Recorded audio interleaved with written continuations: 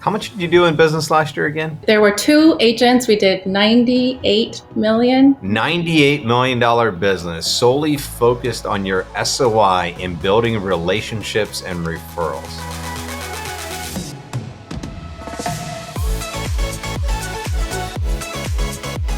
So Caroline, what's the key to building an SOI-driven business? The key is that you're thinking about each person as a relationship versus a transaction, and how to deliver such incredible service that they can't wait to tell everybody else about you. And then you keep engaged with them. You keep reminding them that you're there. You keep informing them of what they need to know now, and engage with them at their life moments so that they feel that you're really part of their lives. So what I heard is relationship, service, delivering on an experience, and then continue to stay engaged in their life. What does that look like? Break it down for me. So relationships mean not just people of the wealthy, the luxury clientele, right? I think everybody deserves a luxury experience, no matter the price point. That's why we say we are price blind. Whether you are first-time home buyer just out of school to you've sold your 5th or 6th property and you're the chair of a major corporation, and everybody in between. The personal touches mean meeting them where they are in their lives, really understanding them, who they are, what their goals are, and being involved in their lives. If I know one of our clients is a principal of a school that is very low in funding, we're going to do everything that we can to help that school and support that school. If somebody's really passionate about building homes, we're going to do everything we can to support that as well. So being a part of their lives and their goals. So I love what you said. Be price blind, deliver the experience. Mm-hmm. And then it's about the personal touches, right? Asking the right questions, building the right team to support them, meet them where they are. Yes. And then be a part of their life experiences. Right. Exactly. And also, I think before you even do that, you have to understand and really get to know yourself, who you are and who you're not. And so defining who you are, what you stand and don't stand for. So the mission, vision, values, beliefs, and perspectives is, I think, I would recommend everybody to do that, to have one. Spend some time. You owe it to yourself and your business and your clients and your colleagues to do it. I love what you just said. So everything starts with knowing who you are and who you're not.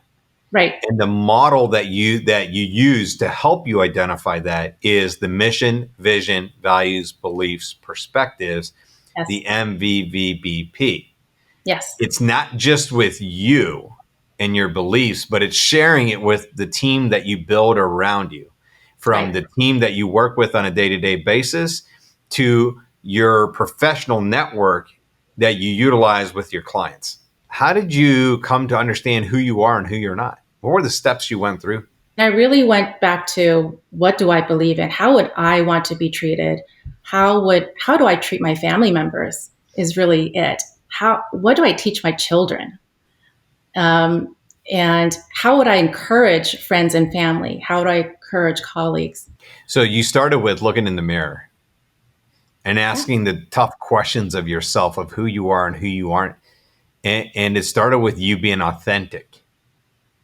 Yes, you. There's only one you, so why not be you? And how do you want people to feel when they walk away from you? How do you want people to feel when they get the keys, when they see that big deposit in their account? How do you determine who's in your SOI and how do they drive business to you? So model first is, if somebody is referred to you or you have a piece of business, you immediately thank the referral. You send them something to reward the behavior, right? And then you set the expectations on the promise and your first consultation. We don't call them, buyer meetings or buyer interviews, or consultations. And then you serve. Then you close. You get an incredible review. You keep reminding them that you're there, you keep informing them, and you keep engaging them. And when we're engaging, this is it. Mm-hmm. We're not buying fancy software to do the work for us. It's really touching. It is looking at their social media, being engaged in their lives, active listening during your time with them, and understanding what really matters to them, sending them little things here and there that pertains to their lives. And it's about what happens in between. How are you taking care of them? How are you counseling them? How are you setting those expectations? How are the people outside your team representing you? Can you share an example of the thing that you heard in between where you were able to surprise and delight someone on the unexpected? Yeah, two things. One is there was a very busy executive family. They had three children. And I remember being in the car, and the wife said, I'm so busy with my new job. I never spend any time with them anymore. And my husband's really doing all the heavy lifting. And I used to love taking them to science museums or whatever. At close, instead of sending them, here's a keychain or something like that, I sent them a 1 year's family pass to the Curiosity Museum. And for her, she's like, how did you know this? And I said, remember the time we were in the car when we went to see these houses? This is what you said. And she broke down. Another time was a family, it was a divorce, it was a contentious situation, but everybody loved this fountain. So of the home, it was a center of many memories. And so we gave them each family member, a hand-drawn picture of this fountain. And so that they each had a piece of that with them.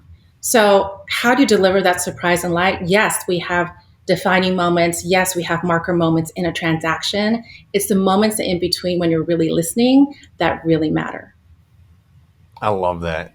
So I'm going to repeat back some of the stuff that you said. It's know who you are and who you're not. Use the Yeah. mission, vision, values, beliefs, and perspectives, and really master active listening. Yep. Because active listening allowed you to go create experiences at unexpected times and moments Yes. in that person's journey that allowed you to create a connection to deepen your relationship with them, which has really allowed you to build a really great referral business.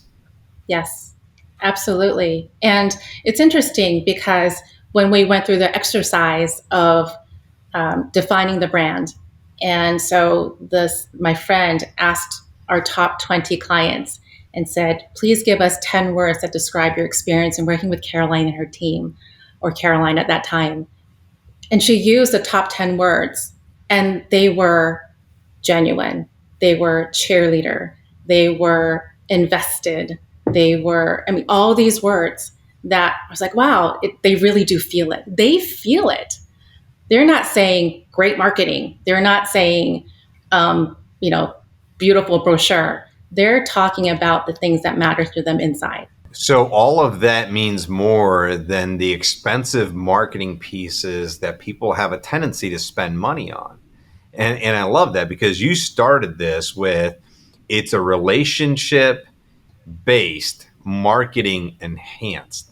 Mm-hmm. It is a mission, vision, values, beliefs, and perspectives. It's how you are when people aren't looking and when you're not seeking glory. I heard 2 weeks ago at a conference, somebody said, the Eiffel Tower stays true to itself no matter what angle you look at it. So how do you stay true to yourself so it's consistent? That's fantastic.